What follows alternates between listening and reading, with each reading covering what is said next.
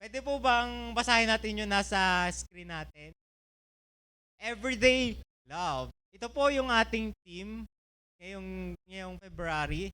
This will be the last part of the series ng ating Love Month. Ano? Sino po ditong may ka-date nung 14? Yes, naman. Sino po dito nasa may youth gig ba nun? Friday? Ano? May youth gig ano? Sino dito natin ng youth gig nung 514? FPJ po pala. Yan. So, yung ating pong series is Love Month. Pero, nung nagdaang linggo, pinag-usapan natin yung, let's recall muna, yung lost sheep. Ano? Sino nakatanda dito ng lost sheep? Yung hinanap ng pastol, yung kanya nawawalan tupa. And last week, ang meron namang shinare ng ating Reverend Finney is yung, ano nga yung last week? The prodigal son.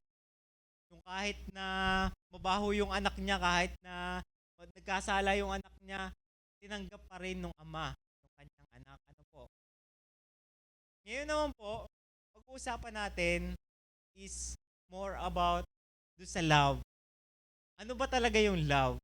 Yan. Pinamagatan ko po itong love is blank. Yan. Ano po ba ang love para sa atin? Kung tatanungin ko si RJ, ano kaya ang love para kay RJ? Recitation po ito, huwag kayo mag-ano. Sa akin ng mic. Bigyan kita ng plus 5 points. Ano love para sa'yo? Ano po, yung Kinilig agad eh. Magsalita ka muna. yung ano po, kaya pong gawin yung lahat para sa isang tao. Ganun. Yun! Kayang gawin lahat para sa isang tao. Si JM. Nasa si JM yun? JM. Hindi sa unahan. Ano ang love para sa iyo?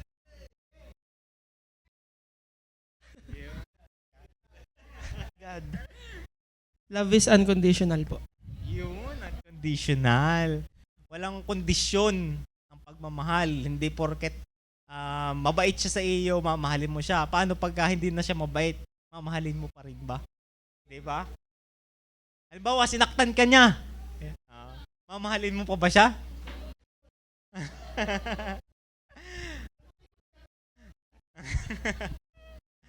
So yan. Pag-uusapan natin ano ba yung love.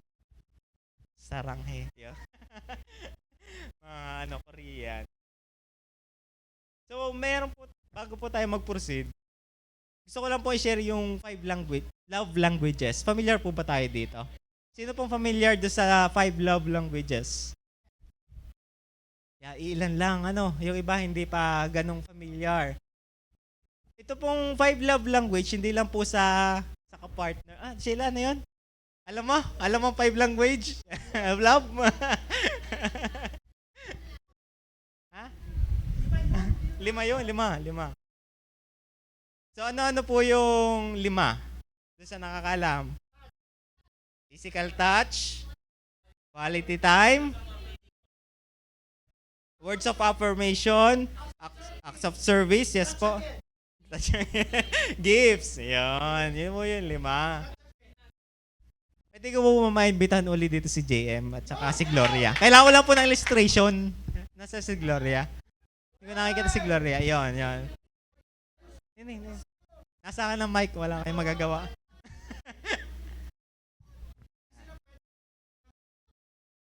Hindi. Ito naman ay lang. Ito po ay illustration lang po. Wala po itong pawang katotohanan. Ano po?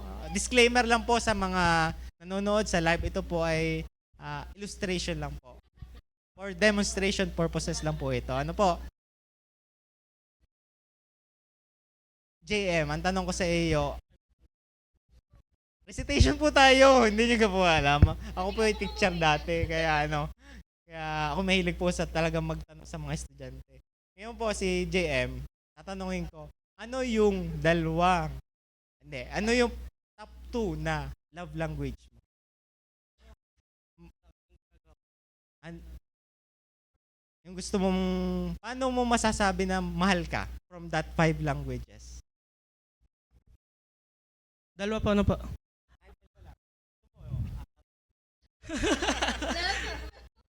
Ano po? Acts of service, acts of service and quality time po. Acts of service and quality time. Alam mo na, Gloria, no? Yes naman. Acts of service and quality time. Ikaw naman, Gloria, tanungin kita, ano yung love language mo? Paano mo na-feel na mahal ka? Sa akin po ay quality time din po. Kasi sa mundong ito nga po ay parang mahalaga po yung oras. If that person spends time po sa'yo, sa buong linggong yun, o kahit yun nga po, hindi naman palagi. Parang for me po, dun ko po rin nakikita yung value ko na binavalue niya po ako. Through that. So quality time po at saka words of affirmation. Kasi po ako po ay pessimistic, parang negative thinker po. Then if someone says po na, yun po, positive sa akin, words of affirmation, hindi po. Yung, yung para, nagmo-motivate sa'yo, para maalis po yung insecurities mo, na someone, yun po, may nakakakita nun sa'yo na precious ka. So, yun po yung sa akin. Palakpakan natin ang dalawang ito. Very compatible. Ano po?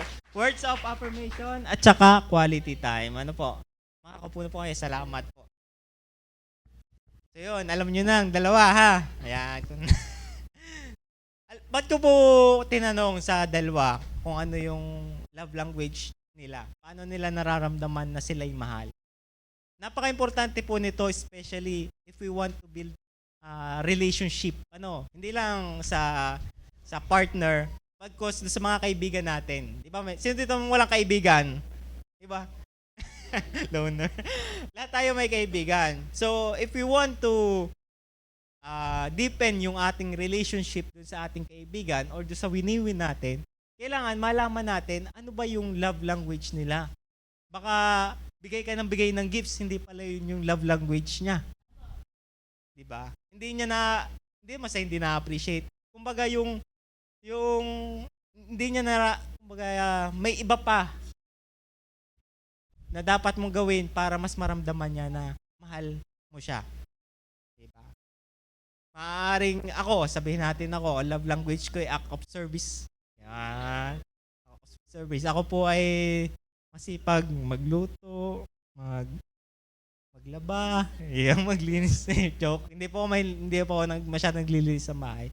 So, pinabaya ko na po yun sa asawa ko. So, ang aking pong love language is act of service. Tsaka quality time. Ano po. Pero yung asawa ko, word of affirmation, gusto niya lagi napupuri siya. Di ba ba? Uy, ang ganda ng damit mo, ang ganda pormahan natin ha. Yung tuwan-tuwa na yun pag sinabihan akong ganon. So, mahalaga na yung kapartner natin, alam natin yung love language para mas maramdaman nila na mahal natin sila. Ano po? Amen po ba? Amen. So, ganun din ang ginawa ni Jesus. Di ba nagpunta dito si Jesus sa earth? So, nagpunta dito sa mundo si Jesus para maiparamdam sa atin na mahal niya tayo. Nung panahon niya, ito, example, sa word of affirmation, nung pong si Jesus ay nilapitan ng isang centurion, isa pong parang general sa army, na yung kanya pong servant ay may sakit. Ito pong nakabasa sa Bible. So, ngayon, ang ginawa ni Jesus, sabi niya, pupuntahan natin yung servant nung centurion. But, sabi nung centurion, hindi na po. Kahit sabihin nyo lang po, alam ko po mangyayari yon. Nagagaling ang aking servant. Doon pa lang, yung faith nung centurion kay Jesus, na kahit sabihin lang ni Jesus, gagaling na yung kanya servant, That's the power of the word. Diba? Sabi ni Jesus, truly, I tell you, with no one in Israel I've found such faith. Dahil doon sa sinabi ni centurion na yon.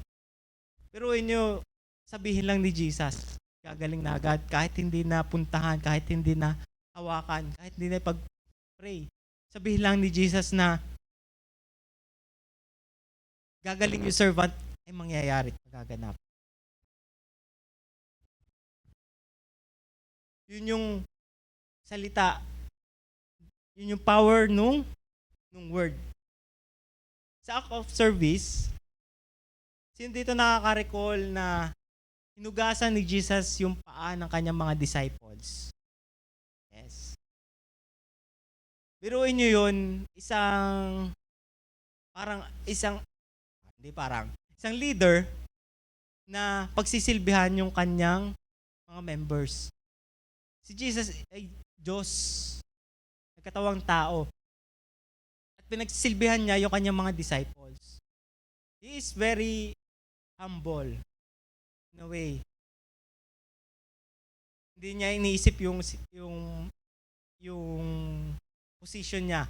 Ang iniisip niya, paano niya ipaparamdam dun sa kanyang disciples na mahal niya ang bawat isa sa kanila. Diba? Sa gifts, ano binigay ni Jesus sa atin? Yung buhay niya mismo. Diba? Kaya tayo nagkameron ng salvation. Binigay niya yung buhay niya. Imbis na tayo yung mapako sa krus, siya na yung nag-alay ng buhay niya para sa atin. Next is the quality time. Yun, may quality time din para si Jesus. Nag-spend din siya ng time sa mga disciple niya. Every morning, nagpe-pray sila. Diba, sarap nun. Kasama mo mga life group mo, magpe-pray kayo tuwing umaga. Ang ating Pastor Medi, ganun pong ginagawa. Kasama yung mga life group niya, nagpe-pray po sila tuwing umaga. So, at yun po yung mga examples na mayroon ang quality time. Next is physical touch. Ano yung ginagawa ni Jesus doon sa time niya?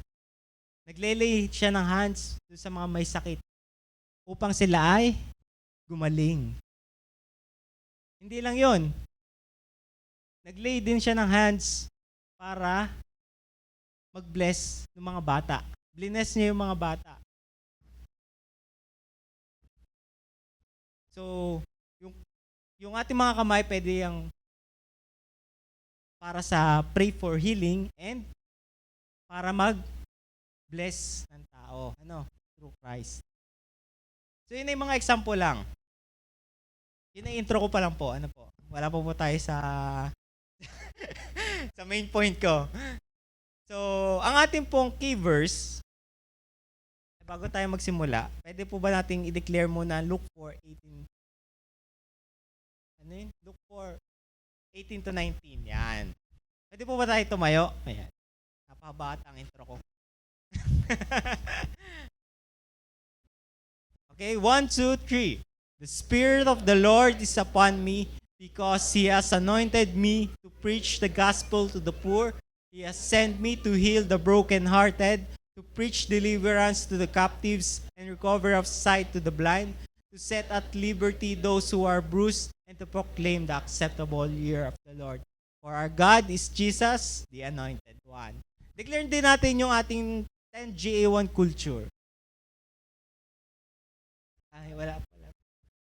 I am blessing. I am anointed. I am a deliverer. I am a good follower. I don't destroy, I build. I am not seasonal. I appreciate everyone and everything. I am in partnership with Christ. And I am not extreme. So yan. Nakakapuna po tayo lahat. Yan. Nagising na ba tayo? Alright. Recitation ulit tayo, Joe. So ating key verse is makikita natin sa 1 Corinthians 13, verse 4 to 7. Yan. Sabi dito, love is patient and kind. Yun. Love does not envy or boast. It is not arrogant or rude. It does not insist on its own way. It's not irritable or resentful. It does not rejoice at wrongdoing, but rejoice with the truth. Love bears all things, believes all things, hopes all things, and endures all things. Yan. Palakpakan naman natin ang Lord sa kanyang salita. Hihimay-himayin po natin ito. Summarize natin sa 3. Ang una po is, love is patient and kind. Yun. I-note nyo na to doon sa mga kabataan na love is patient and kind. Hindi yung isang chat lang ay reply na agad ng ano, I love you too. Yung.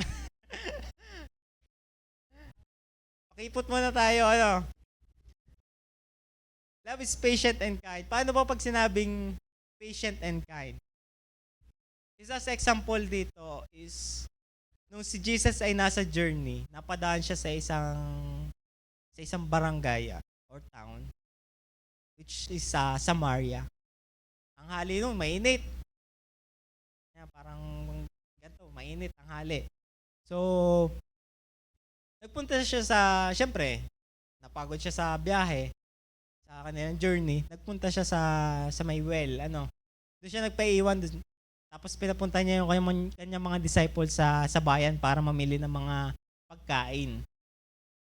So, habang si Jesus ay naghihintay doon sa well, may dumating na isang babae. Walang pangalan Samaritan woman, sabi sa Bible. Bigyan na lang natin ng pangalan. Sabihin na lang natin si Marie. Yeah. Si Marie. May Marie ba dito? May si Marie. Sabihin na natin si Marie. Yeah. Si Marie ay tanghaling tapat nag-igib. Sa tingin nyo bakit? Kainit-init mag-igib ka ng tanghali. Diba? Nakakapagtaka. Bakit siya tanghali pa mag-igib? Pwede naman sa umaga. Diba? Pag tayo naglalaba, anong oras masarap maglaba? Umaga, diba?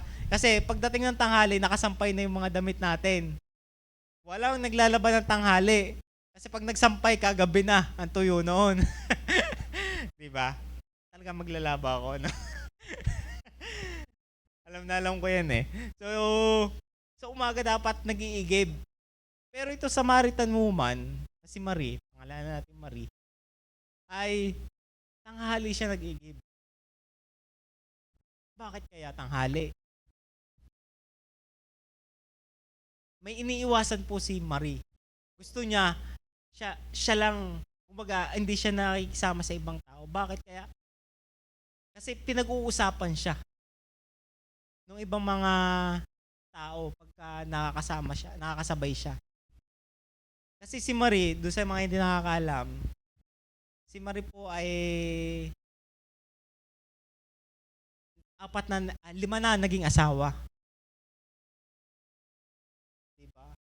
5 na naging asawa at ngayon ay may kinakasama pang isa na hindi niya asawa. Diba?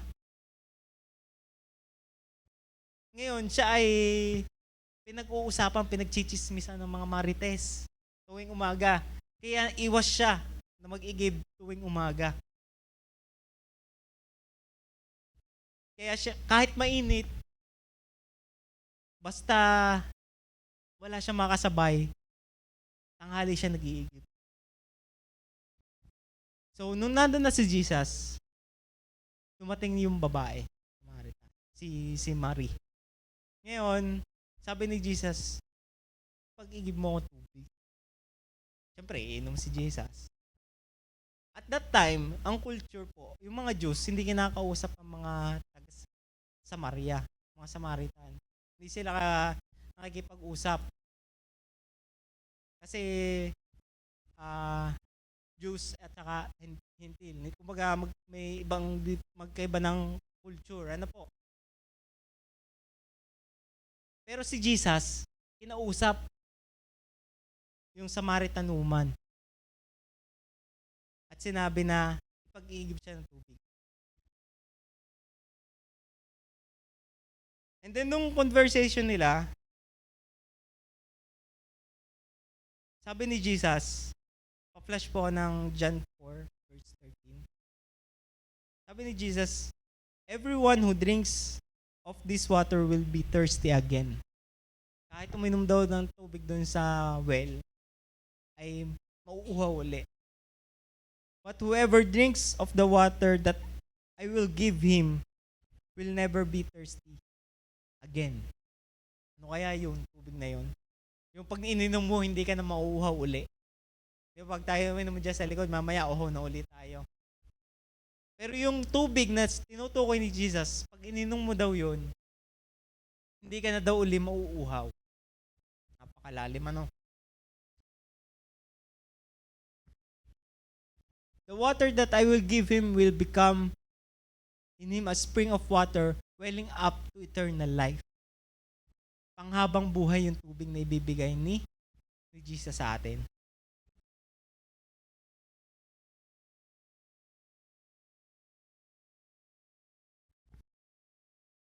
Nung pinabasa ko yung kwento na yon,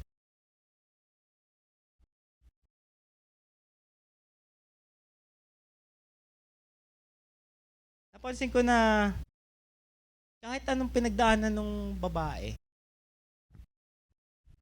tinanggap siya ni Jesus. Kinausap siya ni Jesus. Hindi niya hinusgahan yung babae.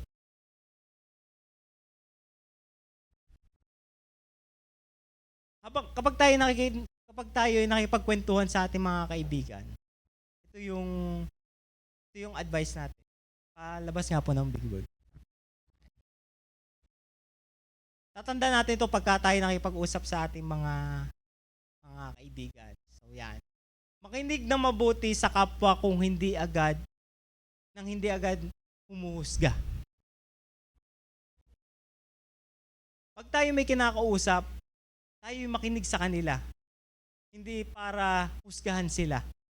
Di ba yung iba, pag halimbawa nagwawalis ka sa umaga, napadaan si Mare.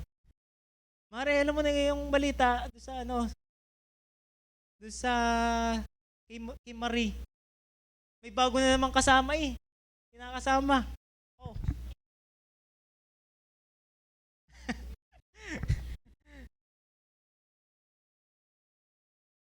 Hindi tayo ganun. Amen po ba? Amen. God. Hindi tayo nanghuhusga.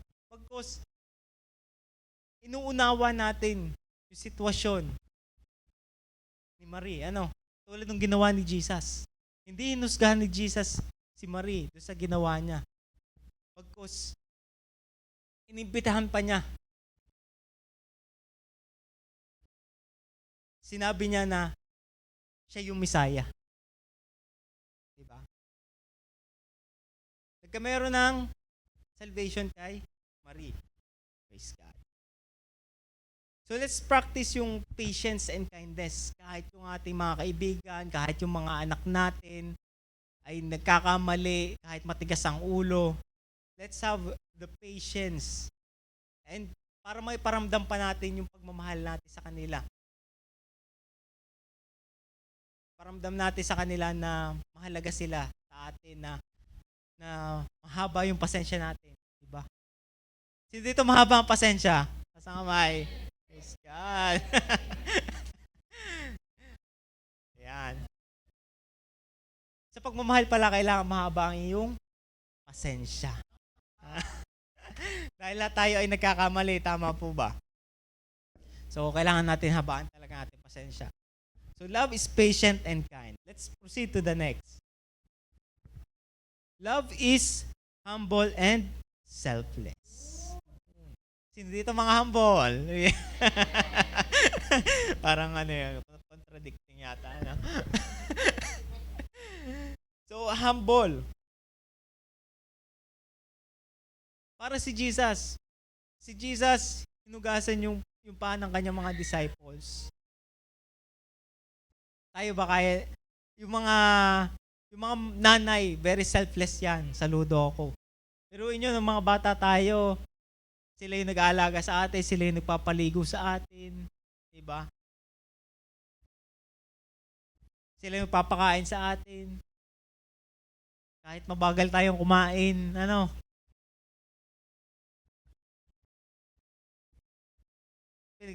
tayo ay kahit pagod na yung mga nanay natin, pagdating niya sa bahay, luluto pa yan ng pagkain para sa pamilya,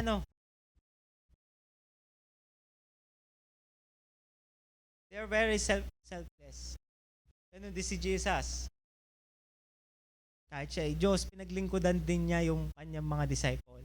At hindi lang yun, pati yung mga may sakit. Pero yung kahit pagod na si Jesus, dire-diretso pa rin siya sa paghayo sa iba't ibang bayan para magpagaling ng may sakit.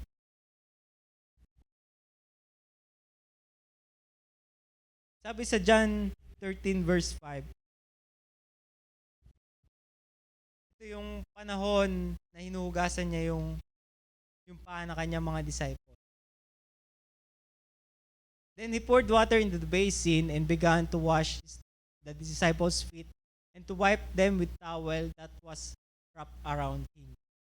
So mismo yung towel na suot-suot niya, yun yung pinangtuyo niya ng paa ng disciples niya.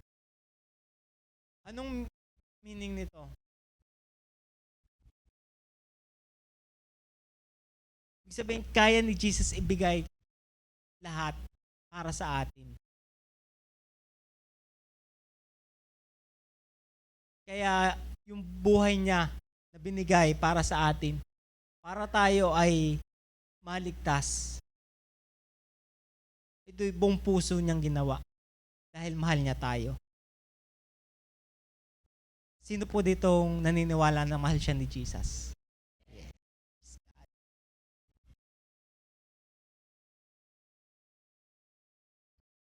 So let's serve one another. Gusto kong i-acknowledge yung mga life group leaders na patuloy na humahayo sa mga outreaches natin sa Kaipatag, sa Siko. Sino itong mga taga-Kaipadag po? Pwede po makita kamay. Yan, praise God. Thank you po. Sino po dito ang taga-Siko? Yan, praise God. Yan po ang ating mga magiting. Taga-Santol po, meron po dito. Yes, praise God. Sa Upa. Sa Kalingatan. Yun, Kalingatan. Sa Labak. Yung taga-Labak. Yun, si Bonbon. Yun, nandun. Sa Kapalaran. Saan pong Kapalaran? Okay. So yan. Comment ko lang yung mga life group leaders natin na kahit pagod na sila, kahit marami rin silang ginagawa, patuloy silang umahayo to reach out para makasama tayo. Ano po? Pwede po mapalakpakan natin ang mga life group leaders natin.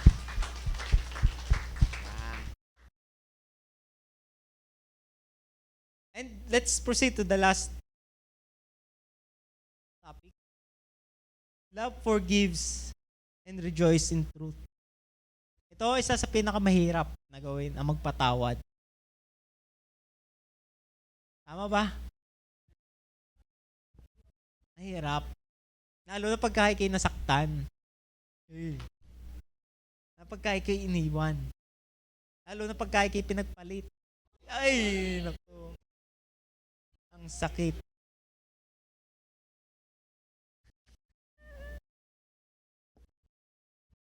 Kaya ba natin magpatawad? Amen. Praise God. Sabi sa Luke 23 verse 34. Wala pa. Father, forgive them for they don't know what they do. Ito po yung mga panahon na si Jesus ay ipapako na sa cross. Siya ay binugbog, nampas ng napakadaming beses, Duguan na siya. Pinatungan siya ng crown na tinik. Pero ito pa rin yung sinabi ni Jesus. Father, forgive them, for they don't know what they do. Iniisip pa rin ni Jesus yung mga tao despite na sinasaktan siya. Napakatinding pag-ibig nun. Kahit sinasaktan si Jesus, iniisip pa rin niya yung kapakanan ng bawat isa. Minsan hindi natin naiiwasan na nasasaktan din natin si Jesus. Hindi natin alam. Pero ang panalangin ni Jesus, Father, forgive them for they don't know what they do. Iniisip pa rin niya tayo. Kahit tayo nagkakamali.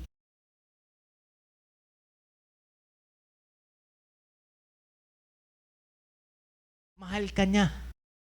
Mahal niya tayo. Yun ang hindi magbabago. Pwede po bang maimbitahan na tumayo ang bawat isa?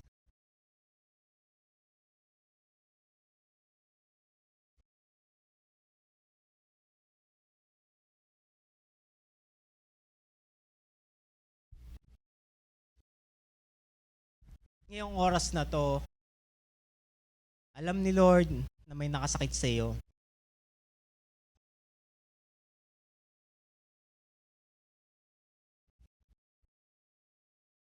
Maaaring in pain ka pa din. O maaaring sinasabi mo nakapag-move on ka na. Pero nandun pa rin yung sakit. Sakit sa puso mo.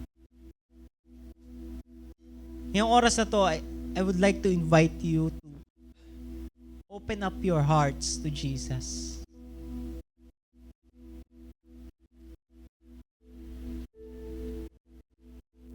Hayaan mo na ngayong oras na to maramdaman mo yung pag-ibig niya.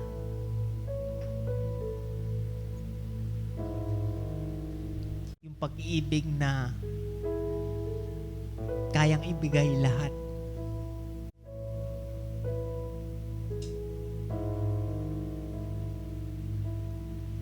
Yung pag-ibig na hindi tumitingin sa mga mali natin nagawa.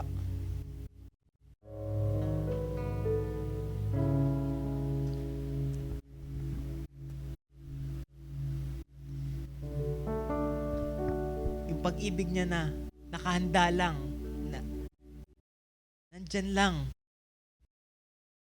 tatanggapin lang natin.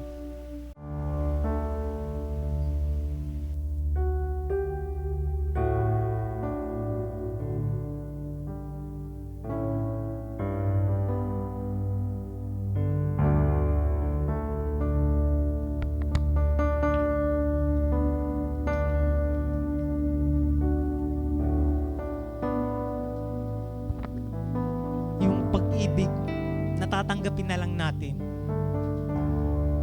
And yung choice is nasa atin.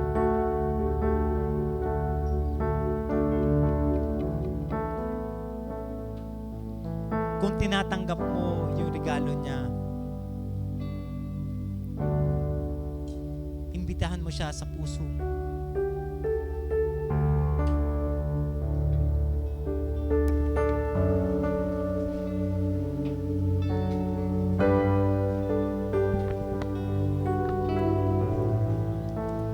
Hayaan mo siyang kumilos.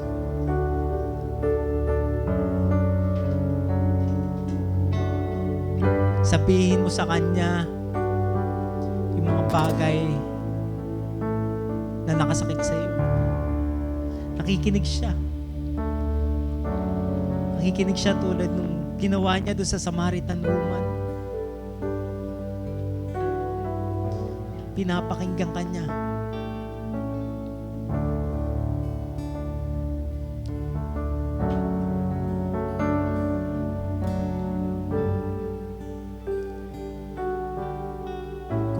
May nakasakit man sa iyo noon, I challenge you. Sabihin mo, pinapatawad na kita.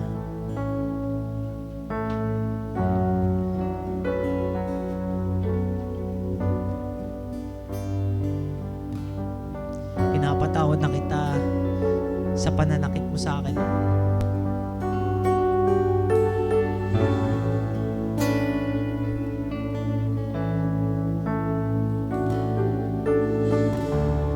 At Panginoong Hesus, Ikaw ang malayang kumilos sa puso ko.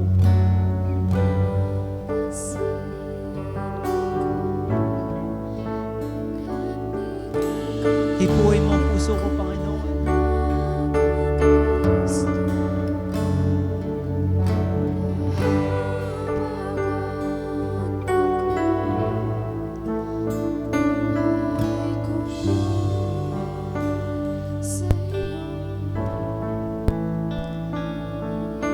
Yes, Jesus. Move in our hearts. We surrender, Panginoon. Itong pain na nasa puso namin. Palitan mo ito, Panginoon, ng bagong puso. Puso na handang magmahal ng walang kondisyon.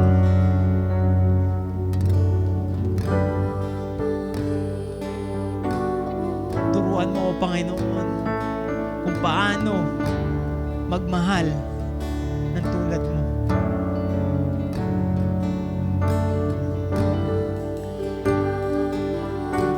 Pwede bang kantahan natin ang ating Panginoon?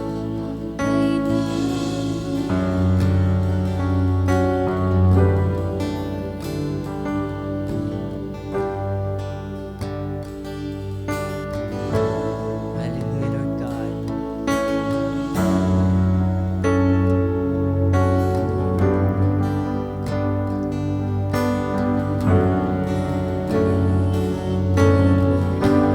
Jesus.